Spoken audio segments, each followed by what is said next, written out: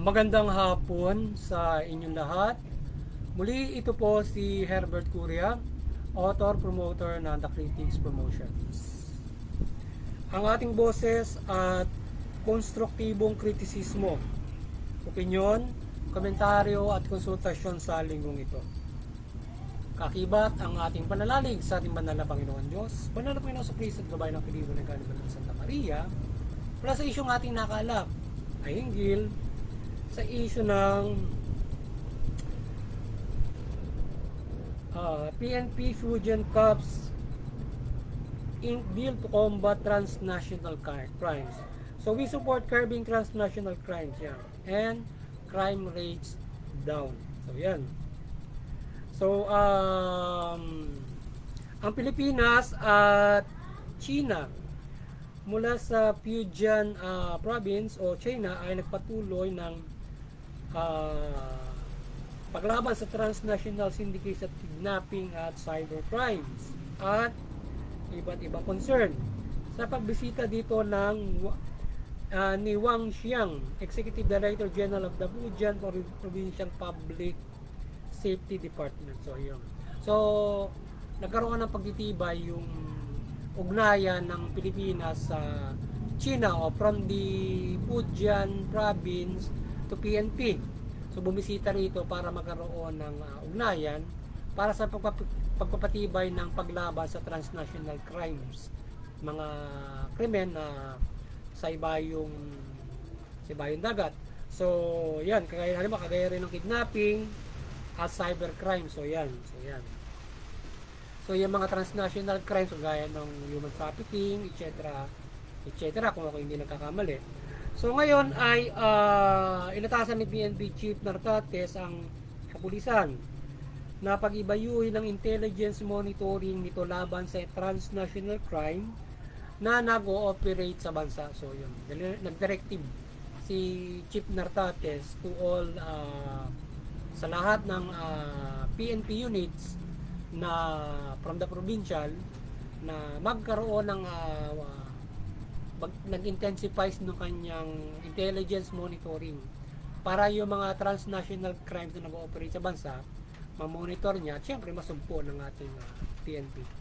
So yun at ngayon yung The Critics Promotions at yung ating People's Anti-Crime Promotions ay maring sumusuporta sa mabuting mamahala, para sa justisya, karapatang banda.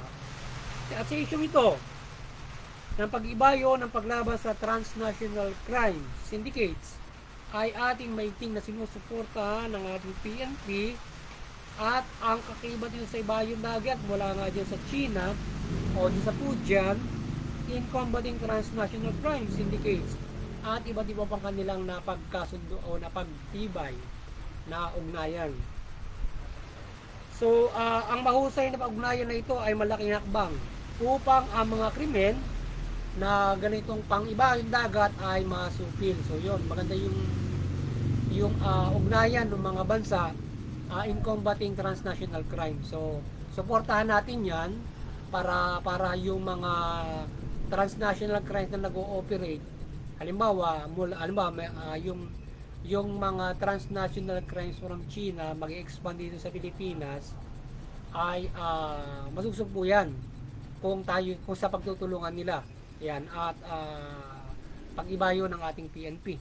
So yun, kaya at halimbawa yung transnational crimes na yan, halimbawa yung ating kagaya, halimbawa human trafficking, nag-ooperate sa ibang bansa kung mabibiktima yung mga Pilipino, so ay nare-resolve yan at nasusugpo with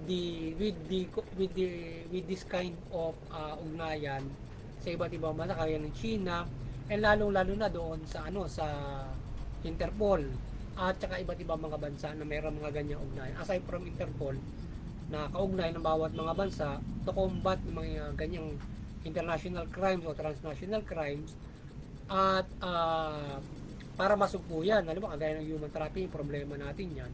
Kung ako hindi nagkakamali, part of the transnational crime o international crime din. Kaya kung may ganun, halimbawa sa China, kung mayroong ganun na halimbawa human trafficking sa kanila or dito, kung magkakaugnay, mariresolve. Kung ganun, o ano pa pang sakop nila na mga ganyan transnational crime. Siguro kasama rin siguro yung ano, yung kagaya ng Pogo siguro diyan ng mga transnational crimes o mga ganon. So iba pa na mga na mga krimen para masugpo. So yan. So ngayon ay sa issue ng iba't ibang sulok ng mundo ay magkaroon ng pagpapalitin na ugnayan ito mula sa Interpol. At kagaya ng ganitong ugnayan, ang extradition treaty ay mahalaga din. Napaigtingin ng bawat bansa. So yan, sana lahat ng bansa from that mapaigting ng ating pag-ugnayan ng ating pamahalaan para to combat crimes generally at mapangalagaan din natin yung ating mga kapwa Pilipino na nabibiktima ng ganyang transnational crimes sa iba't ibang bansa. Or even dito sa ating bansa, nag-ooperate sila, makakabiktima sila ng mga foreigner or even our own people sa sarili nating bansa. Dahil na nag-ooperate sila rito, na gumagawa sila ng mga panloloko rito, yan, mga iba't ibang mga bagay. O cybercrimes, ika nga, mga ganon. So, para tayo ay paprotektahan. So ngayon sa ibang balita ay ang pagbaba ng crime rates ayon sa pagtatala ng PNP sa buwan ng July. Nasa 36.12% ang binaba nito compared last year. So nakamit ng ating bansa ang mababang crime rate sa pagsikap ng PNP na mapagibayo ang kanilang authority. So yun, yung ating PNP ay mababa yung kanilang itinalang report nila na mababa yung kanilang crime rate ngayong July mababa ng 36.12 compare last year. So yun, so sana ay patuloy na ganun yung kanilang crime rate o yung graphics ng crime rate na malaki yung ibinababa sa taon-taon, na malaking baba at nakokontrol yung krimen na gano'ng kalaki sa bawat mga taon na nag-uukur. So nababawasan at nape-prevent sa pamamagitan ng maigting nilang police service o kanilang policing operations o campaign. So higit sa lahat, syempre malaki ang tulong at bagay na nagagawa ng ating iba't ibang mga ahensya kaugnay ng mga kung saan nagkakaroon ng major crime, focus crime. So ano yung nagagawa ng paggabay sa mamamayan para maging mabuti, lalo na gabay ng simbahan na nagagabay nila yung mamamayan na maging mabuti para bumaba yung krimen. So nasasaway yung mga tao sa mga mabubuting pangangaral ng ating simbahan at mga naglilingkod sa Panginoon Diyos at iba't ibang mga non-course na mga nakagagabay sa lipunan para magabay yung mga tao sa mabuting pamumuhay, no? Naghihikayat, nag-i-influence to in good life, in a clean life. So yun. So yan ay kakibat din, hindi lamang syempre ng ating PNP para maabot yung mababang crime rates na yan, aside from sa kanilang pagsisikap para ibig sabihin bumabay yung tao kung ganon. But definitely, syempre, hindi nawawala yung mga nag-uukor na krimen ng mga gaya noong mga focus crimes. So, yun mabigat kasi yung focus crimes compared to the other na non-focus crimes. So, yun. So, dalangin natin sa makatarungan at makapangyarihan Diyos at Panginoon sa Kristo ang patuloy itong pagprotekta at pag-iral ng katarungan mula sa gabay nito sa pamahalaan at kanyang paghahari. So yan, dalangin natin na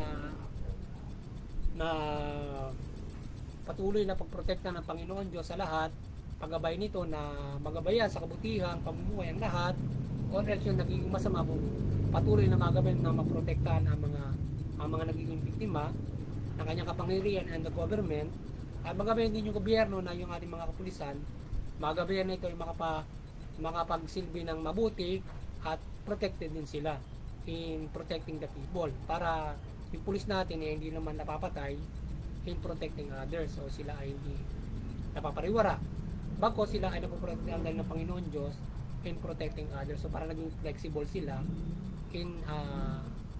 in doing their duty or operation or doing their policing.